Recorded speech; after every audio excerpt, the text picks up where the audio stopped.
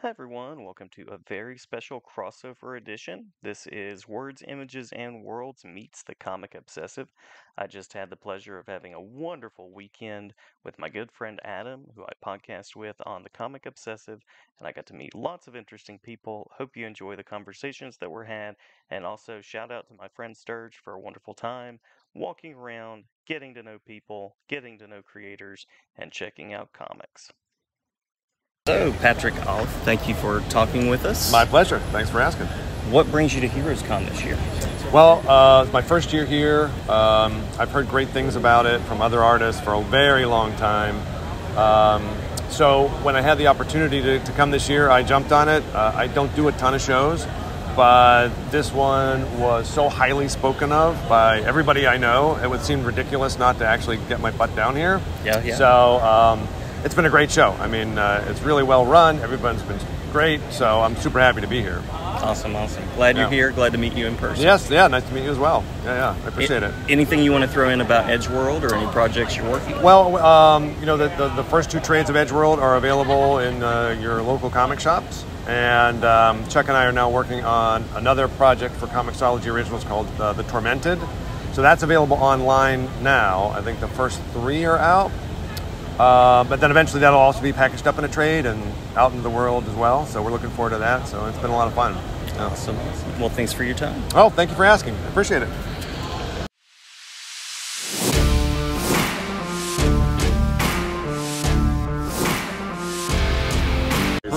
Have fun. All right. You can dive in too. You're welcome to. Yeah, it's okay. You guys do that. Yeah. Why not? Hi there, everybody, and welcome to Delicious Dish. Oh wait, that's not right. That's not right. My sweaty balls. That's right. Well, I am here at HeroesCon with some Cosmic Lion folks, and they seem friendly. Lions seem friendly in person. Rawr. That's right.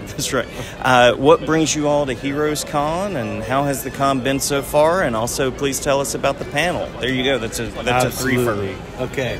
What brought us to HeroesCon is we just heard it's the best con for independent comics, and that everyone who comes here is voracious readers and they want comics. They're not trying to meet Giancarlo Esposito to ask him what the Darksaber's like. They just are here. Not that I wouldn't want to meet Giancarlo Exactly. Esposito. Oh, yeah. He just came to the top of my head because I saw he's at another one. But, people are here for, books, and we've got them, man. Cosmic Lion Productions got 3 tables here in Indy Island. We've got a ton of amazing artists from Gary Kramer to Adam Lemnah's here. Hey, guys. He really is not good at projecting his voice. He has a very soft voice. Very soft. It's very, yeah. It didn't wake me up this morning. You guys are bunking together, is that right? We got an Airbnb. Cosmic Lion House. CLP house, baby. Airbnb is the way to go. It really is. This is not brought to you by Airbnb, but just saying. The Words and Pictures podcast is brought to you by Airbnb. You ever think about putting your house up for Airbnb? Last year we traveled around the world. No, I've been watching this with Seth Meyers. He's all brought to you by them. Anyway, we're here, and it's a lot of fun. You and I were on a panel last night. It was a lot of fun about podcasting. And I think we helped some people out. One of the guys works for the con. And I saw him at the drink and draw last night. He was behind the table selling the stuff. And he's like, oh, I saw you the thing. That was so great. And I was like, absolutely, man. Everybody's just been super welcoming yeah. and super cool. And all the events have been really fun. The people, crowd's been great so far. And, it's great to be at a place where it's comic-centric. Yeah. So, yeah. This is what I hear. This is the show to be at. My friend Adam told me about it, and other Adam. And ever since then, I've been back every year. So glad you're here. I'm looking this at is our lots second of year, and books. I think it's going to continue for a while. Absolutely. I talked over you, but it's fine. You're good. It all works out. We'll sort it out in post. Okay. But just saying that I'm looking at lots of wonderful books and merch here at your table. So all available also at CosmicLionProductions.com. That's right. Link in the bio. My favorite part of the link in bio is The part where he shaved his mustache off and was like, I think I'll stick with Yes. this. Was he the one that was like he was made of wood or something? I think he was made of wood. Yeah, he had wooden Yes. teeth and Couldn't tell a lie. yeah, could not Chop down a vampire tree. I am not a history teacher. Exactly. English teacher. But I think I could do a pretty good job based on I that think I summary. could. Absolutely. Yes, Call it yes. the Lincoln bio. That's right. That's right. That's a good one. That's a good pun. Yeah. Well, wishing you all a wonderful show. And Thank you so as I much. said, I'll be stopping by to get some merch today. Let's do it, Jason. Awesome. And I'm trying to use the word merch more often. I can tell, yes. Yes. We consider them comics. Yes. Books. Comics. Yes. Some literature. Pieces of the heart. That's right. So come, get another little piece of my heart now, baby. Take another little piece of my heart. I love the connection to music. Love it. It's Spot on. It's a on big brand. part of Cosmic Lion Productions. Absolutely. Yes. Awesome. Thanks, guys. Thank you, Jason.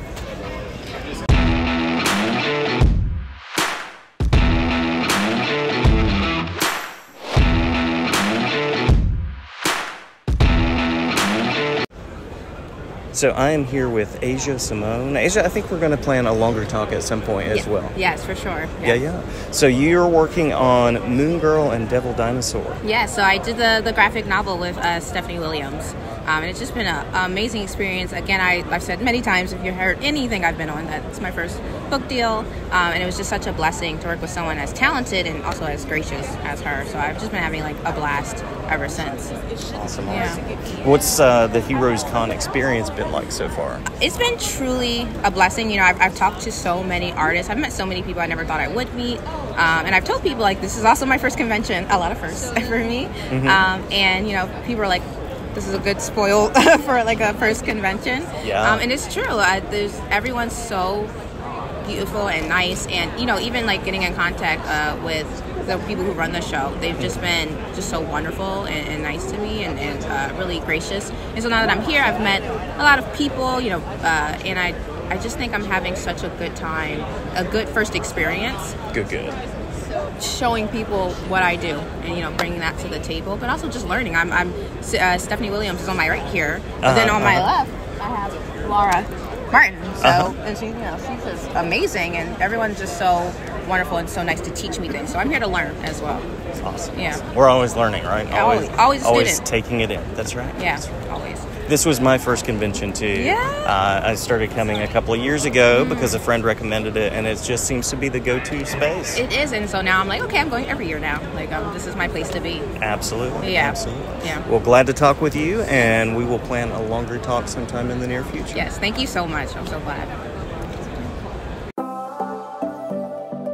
I'm here with Brett Breeding at Heroes Con. Brett, what brings you to Heroes Con this year? American Airlines. This is brought to you by American Airlines. Thank you so much. Thank you. Also, what's it like to have been in comics and to have made a mark in comics? I'm sorry, I missed the question. What's it like to have made a mark in comics? Oh, to make a mark in comics. Well, inkers make a lot of marks, so I guess that's part of it. I don't know. Being part of the Death of Superman, which I assume is what you're alluding to, Yes.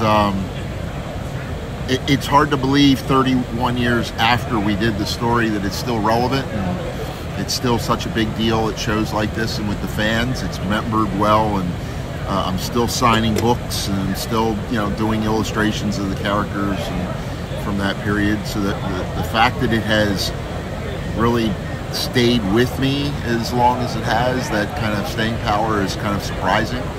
I didn't see that happening when we did it. It took all of us by surprise, I think.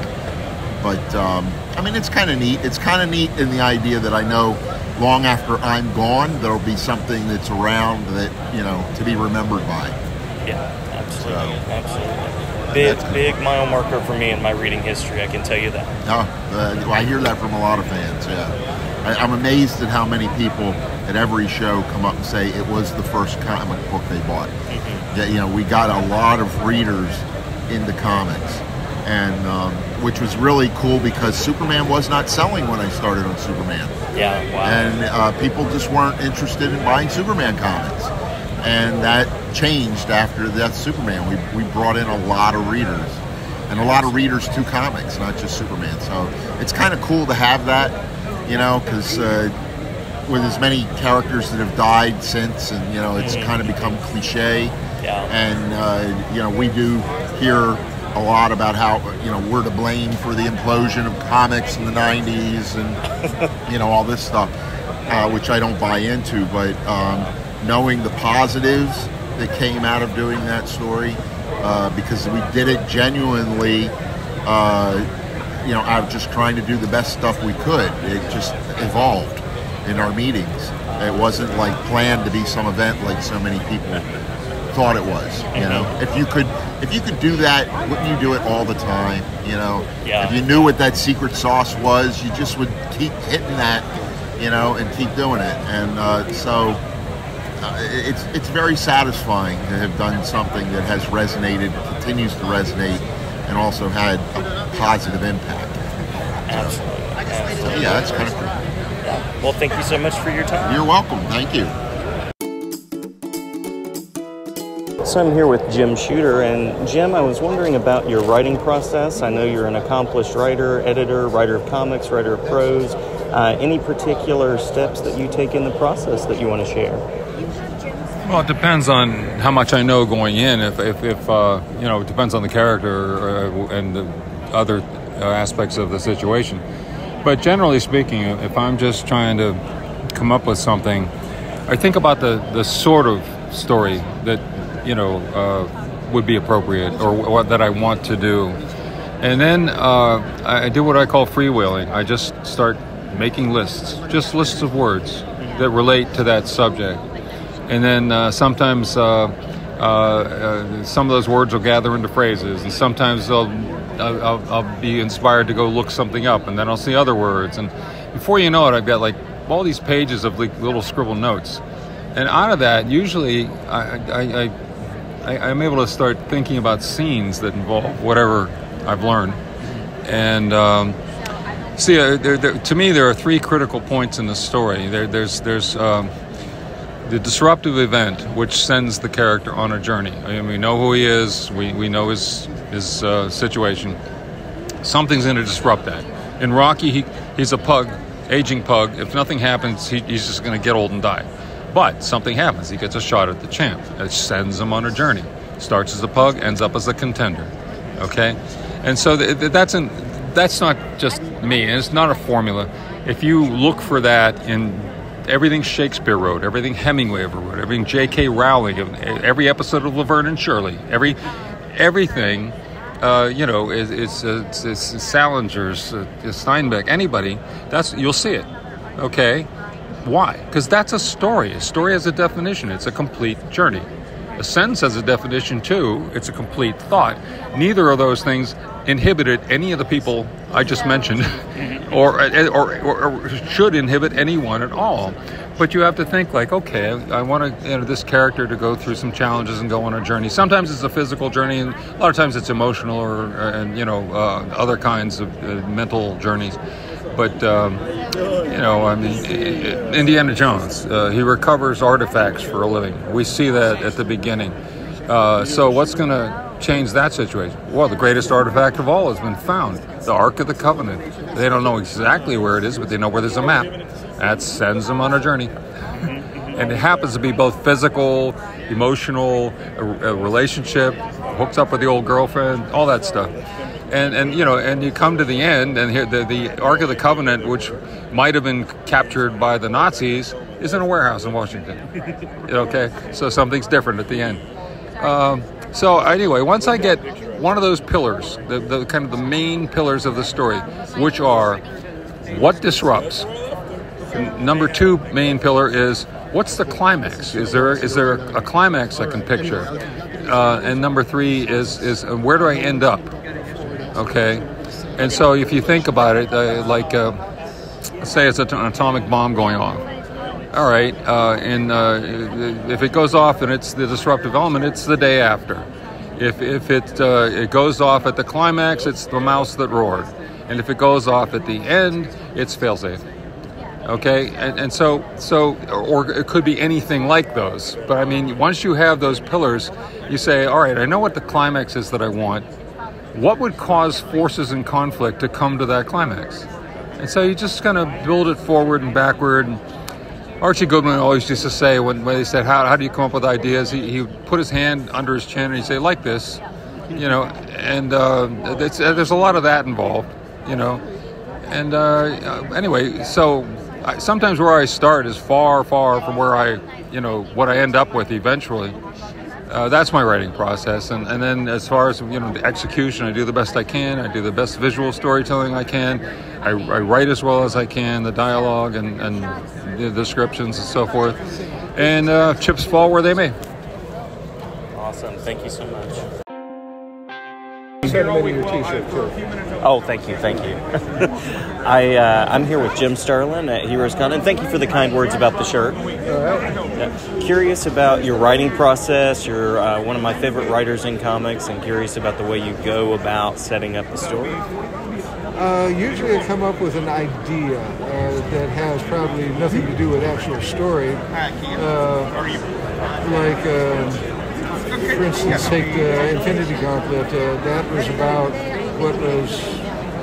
what would happen if you had a god who was not sweet and merciful, but nasty and lethal. Mm-hmm. And we went from there. And most stories I come up with have started off with some idea like that I actually build a story around rather than. When I first met Jack Kirby, he told me that all his characters were like a one-sentence theme to him that would pretty well summarize him up, such as the Hulk with stupidity. The harder you beat on it, the stronger it becomes. And so I've done the same thing with my characters, and the fact that Thanos' appetite that cannot be satisfied, and Dreadstar is an anarchist without a second act. So you build up from the structure. It's like building a house. You got to frame it up first, and then the frills get put in. Love it. Thank you so much for the time. All right. You have a good one. You too. I'm here with Cary Nord. Mr. Nord, Cary? Cary's fine with me. Cary, thank you. What brings you back to Heroes Con this year? I love this show, so it's always a pleasure to come back and see everybody and hang out with my peers and meet the public, and that's pretty much it. Yeah. Now, what are you sketching at the moment? This looks like a character I know and love. Yeah, this is Conan, surprise. Working on that. Yep. Any projects, anything you want to mention that's on the boiler at the moment? Yeah, I just finished up my first book with Conan again in years. This is my last run at Titan. It's a Savage Sword book, number 3, and it's coming out July 3rd. So get it from your shops. Awesome. Great work. Thank you so much. Thanks, brother. So I'm here with Scott Hanna at Heroes Con. Scott, how is the show so far? Spectacular. I love the show because it's one of the still true comic book shows. Mm-hmm. And since I just happen to work on comic books, I fit in very well here. Okay. And the fans are great. They treat us well. This is like, you get to meet all the other artists you've worked with over the years and writers and everything. So it's just a fun family time for us professionals. So it's a great show. Yeah. Nice. Well, you worked on a book where Batman and Spider-Man met, and that was something that only happened. It was the first ever crossover between those two characters, yes. Yeah, that had only happened in my action figures. That had never happened in my books. So what was it like working on that book? Well, the cool thing was that, coincidentally, I was working... I got my big break at DC Comics working on Batman. Once you get to Batman, you're like at the pinnacle. They also had Superman, Death of Superman. But I've been working on Batman. Then I got a break in my exclusive contract, and I started working on Spider-Man and Batman at the same time for both. So I was working on Marvel on Spider-Man, at DC on Batman, on Detective Comics. And then the crossover was starting to be negotiated. And the way they had it arranged was that Marvel was going to publish the first one, which was Spider-Man and Batman #1, and the next year DC was going to publish one, which is Batman and Spider-Man #1, right? But when the first one came out, because it was Marvel's choice, they actually said, we want our Spider-Man guy, Mark Bagley, to draw the issue.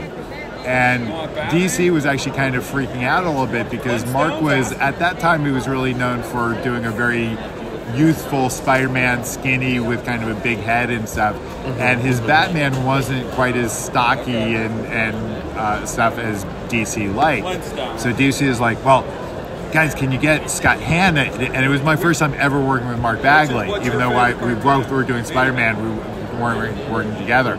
So it was my first opportunity to work with Mark, my opportunity to work on my two favorite characters since I was a kid, and DC was like, loved it because I was like, oh yeah, can I make, Batman a little bit thicker at the waist, like make his head a little bit smaller. So I was just nudging the artwork a little bit to make both companies happy and stuff. But it was literally like a dream come true because since I was a kid, they were my two favorite characters. And professionally, I'm most known for them, but that defining moment of having them two teamed up together was just spectacular. The only thing I regret is that at the time, we still had Green Goblin was dead. So the villain they chose, they had Joker and Carnage instead of, I thought it would have been fantastic to have Joker and Green Goblin. Would have been just great as the villains. But we didn't bring back Goblin for another couple of years. But it's still a fantastic story. Again, first team up with Mark Bagley, and I worked together for many years after that. We still work together. So yeah, it was just a dream come true. Awesome. Well, thank you so much for the conversation. Thanks for the work. And definitely a book that was a big part of my reading. So glad to talk with you about it. Thank you. As a final recording, I also had the courage to walk up to the rock star of comics himself, Mr. Simon Bisley. Here is one question linking music and comics with Mr. Bisley.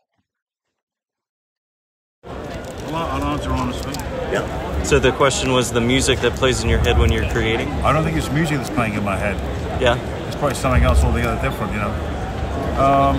Probably the stuff that plays in my head is my own music. So I do play music. I play bass, I write my own music. So stuff goes through my head. Pop jumps in there and it jumps out again. Or some really weird music that you wouldn't think I would listen to, humming along to something, that comes straight into my head. I don't know, which is not heavy metal or anything else, There's some droning drums with lightning in the background, I don't know, something. Love it. Love the percussion. Definitely. And love what you're creating on your board there as well. Oh, thank you. Yeah. Oh, this is Kid Lobo. Nice, Kid Lobo. Yeah. Awesome.